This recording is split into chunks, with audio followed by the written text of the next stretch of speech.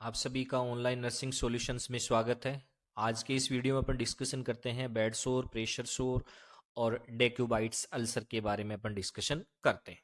सबसे पहले अपन डिस्कशन करते हैं डेफिनेशन के बारे में। तो it is a localise ulcer और damage of tissue due to decrease blood supply to the tissue. कहने का मतलब ये क्या है, लोकलाइज अल्सर है, लोकलाइज डैमेज है किसका, टिश्यू का, जो किसके कारण डेवलप हुआ है कि उस एरिया के अंदर ब्लड सप्लाई क्या हो गई है, कम हो गई है, जिसके कारण वहां के टिश्यू क्या हो गए हैं, डैमेज हो गए हैं।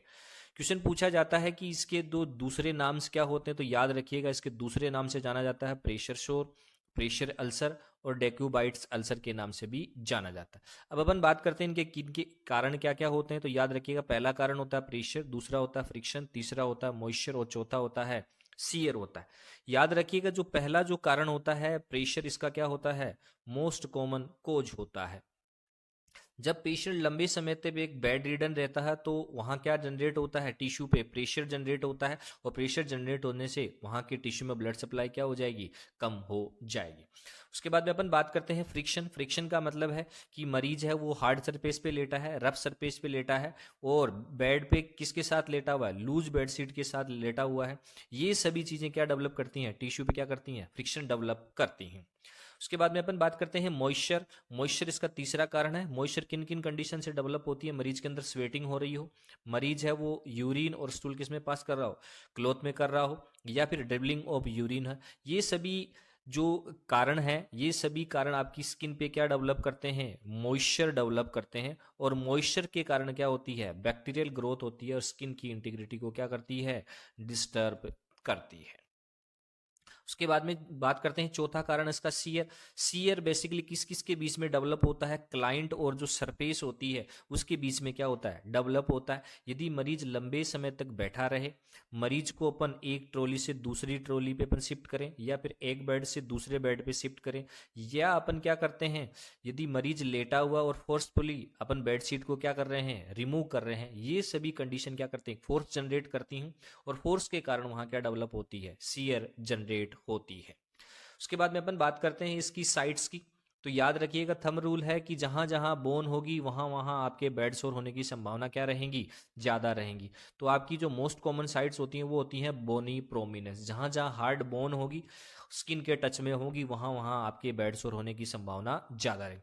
यदि अपन बात करें सुपाइन पोजीशन में, सुपाइन पोजीशन में ऑक्सीपिटल बोन पे होगी, बटक्स और सैक्रम पे होगी, स्केपुला व शोल्डर पे होगी, एल्बो एंड हील पे होगी।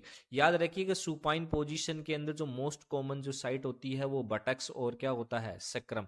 एग्जाम में बहुत बार पूछा जाता है सुपाइन पोजीशन में मोस्ट कॉमन साइट क्या होती है, तो याद रखिएगा बटक्स और क्या होती है, सैक्रम होती है।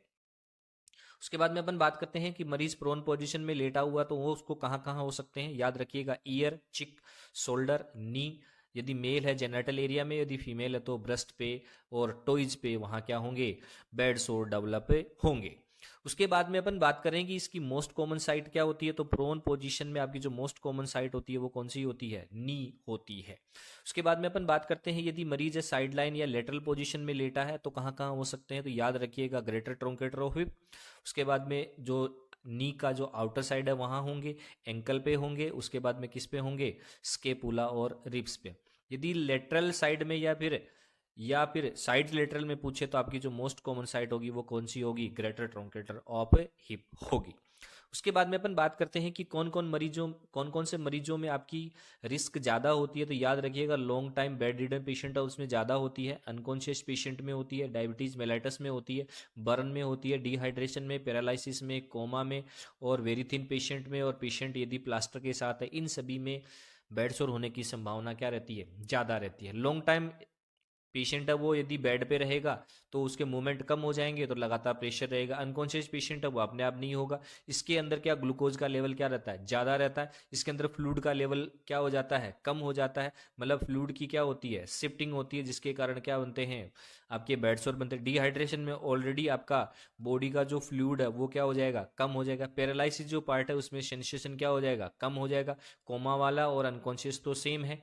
उसके बाद में थिन पेशेंट होगा, उसके अंदर क्या होगी, आपकी स्किन है प्लस आपकी बोन है, डायरेक्ट किस पे, सरफेस पे टच में आएगी, हार्ड सरफेस में, तो वहां होने की संभावना रहेगी। प्लास्टर में ऑलरेडी क्या होती है, हार्ड सरफेस होती है।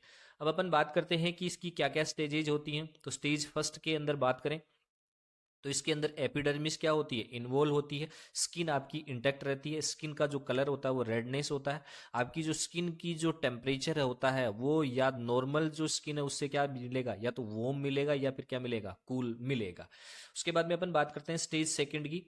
उसमें अपन बात करते हैं इसके अंदर एपिडर्मिस और डर्मिस क्या होती है, इन्वॉल्व होती है। स्किन के ऊपर अपन क्या प्रेजेंट होते हैं, ब्लिस्टर प्रेजेंट होते हैं, जो किससे फिलअप होते हैं, वाटर से फिलअप होते हैं। उसके साथ साथ यहाँ आपको पेन देखने को मिलेगा। स्किन का जो कलर है वो रेड से पिंक होने की देखने को मिलेगा। उसके बाद में स्किन इंटैक्ट भी मिल सकती है और स्किन पे क्या मिल सकता है, कट लगना स्टार्ट मिल सकता है। याद रखिएगा ज्यादा क्वेश्चन स्टेज फर्स्ट और स्टेज सेकंड से ही पूछे जाते हैं। उसके बाद में अपन बात करते हैं जो स्टेज थर्ड होती है, इसके अंदर क्या होता है, तो यहाँ सब क्यूटेनियस टिश्यू का क्या हो जाता है, इन्वॉल्वमेंट हो जाता है। स्किन का जो कलर है येलो ब्राउनिश होने लग जाता है। वाटरली डिस्चार्ज होता है किससे, आपके ब्लिस्टर से। पेन क्या होता है, प्रेजेंट होता है। क्वेश्चन यहाँ से पूछा जाता है कि थर्ड स्टेज के अंदर मसल्स, बोन व टेंडोन विजिबल होते हैं, तो आंसर है विजिबल नहीं होते हैं। अब बात करते हैं फोर्थ स्टेज की। इसके अंदर जो फुल थिकनेस ऑफ टिश्यू है वो इन्वॉल्व होते हैं। मसल्स, टेंडोन और बोन यहाँ क्या हो जाती है, विजिबल होना क्या हो जाती है, हो जाती है। उसके बाद में स्किन का जो कलर होता है वो क्या हो जाता है, ब्लैक हो जाता है। पेन और सेंसेशन क्या होते हैं, एब्सेंट होते हैं, क्योंकि यहाँ नर्व क्या हो जाती है, डैमेज हो जाती है। और आपके वाउंड से फाउल स्मेलिंग और डिस्चार्ज आना क्या हो जाता है, शुरू हो जाता है। अब अपन बात करते हैं कि बेड सोर को अपन कैसे प्रिवेंट कर सकते हैं। तो पेशेंट की जो पोजीशन है वो 2 घंटे से अपन चेंज करेंगे तो आपके बेड सोर नहीं होंगे। स्किन है उस पर अपन लुब्रिकेंट के साथ अपन क्या करेंगे, मसाज करेंगे। याद रखने का, ड्राई मसाज नहीं करनी है। क्या नहीं करनी है, ड्राई मसाज नहीं करनी है, क्योंकि ये स्किन को क्या करता है, और ब्रेक डाउन करता है। क्या करता है, स्किन को और ब्रेक डाउन करता है। उसके बाद में मरीज को अपन क्या करेंगे, जो बेड शीट होती है वो ड्राई और व्रिंकल फ्री प्रदान करेंगे। जो नॉर्मल मेट्रेस यूज नहीं करके एयर और वाटर के मेट्रेस अपन क्या करते हैं, यूज करते हैं। उसके बाद में अपन क्या करते हैं, यदि मरीज है वो कपड़ों में स्टूल और यूरिन पास आउट कर रहा है तो प्रॉपर रूप से उसकी क्लीनिंग करेंगे और वहाँ क्या अप्लाई करेंगे, पाउडर अप्लाई करेंगे। उसके खाने में विटामिन सी अपन क्या कर देंगे, बढ़ा देंगे, क्योंकि विटामिन सी होता है वो एंटी इन्फ्लामेटरी होता है, प्लस वाउंड को क्या करता है, ये हीलिंग की प्रोसेस को क्या करता है, इंक्रीज करता है। उसके बाद में मरीज को अपन क्या प्रदान करते हैं, एक्सरसाइज। एक्सरसाइज करने से वहाँ रेंज ऑफ मोशन क्या होगी, इंक्रीज होगी। रेंज ऑफ मोशन इंक्रीज होगी तो ब्लड सप्लाई भी क्या होगी, इंक्रीज होगी। उसके बाद में अपन बात करते हैं कि क्या क्या नर्सिंग केयर करनी है। तो सबसे पहले यदि कोई पेशेंट है वो बहुत लंबे समय तक बेड पे है तो अपने को क्या करना है, स्किन की रेडनेस और पेन को क्या करना है, ऑब्जर्व करना है। यदि रेडनेस और पेन है तो आपका सबसे पहला काम क्या करना है, डॉक्टर को क्या करना है, इन्फॉर्म करना है। उसके बाद में अपन पेशेंट को अपन क्या कराएंगे, एवरी 2 आवर से उसकी पोजिशन क्या कर देंगे, चेंज करेंगे। उसके बाद में यदि मरीज को आपको बेड सोर हो गए हैं तो अपने को क्या करेंगे, हॉट एप्लीकेशन देंगे, जिसके अंदर क्या करेंगे, 100 वोट का बल्ब है वो 10 मिनट के लिए वहां अप्लाई करेंगे। लेकिन याद रखिएगा यहाँ से क्वेश्चन पूछा जाता है कि डिस्टेंस कितनी होनी चाहिए, 45 से लेके 60 सेंटीमीटर होनी चाहिए बॉडी से। यदि नियर होगा तो वो बर्न होने की संभावना रहेगी। उसके बाद में अपन क्या करेंगे, जो आपका वाउंड बन गया है उसमें इंसुलिन की ड्रॉप डालेंगे। ये जो ग्लूकोज है उसको क्या करेगा, ये वहां से डाइजेशन करने का काम करेगा और वाउंड की हीलिंग क्या हो जाएगी, फास्ट हो जाएगी। उसके बाद में जब भी अपन ड्रेसिंग करेंगे जिंक ऑक्साइड पाउडर का अपन क्या करेंगे, यूज करेंगे, प्लस किसका यूज करेंगे, हाइड्रोजन पेरोक्साइड का अपन क्या करेंगे, यूज करेंगे। उसके बाद में अपन स्किन की क्या करेंगे, लुब्रिकेंट प्लस ऑयल के साथ अपन क्या करेंगे, मसाज करेंगे। याद रखिएगा यहाँ अपन ड्रेसिंग के इसमें स्प्रिट काम में नहीं लेंगे, क्योंकि ये स्किन को क्या करता है, ड्राई करता है।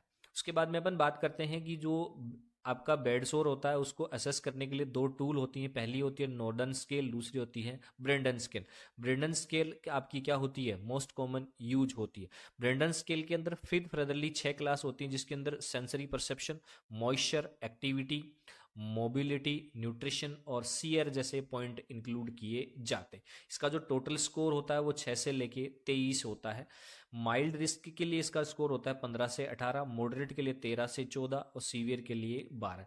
तो याद रखिएगा यदि 18 से बिलो यदि इसका स्कोर है, इसका मतलब बेड सोर होने की रिस्क क्या हो चुकी है, इंक्रीज हो चुकी है। 12 का मतलब क्या है, अभी अभी मरीज को बेड सोर होने वाले हैं।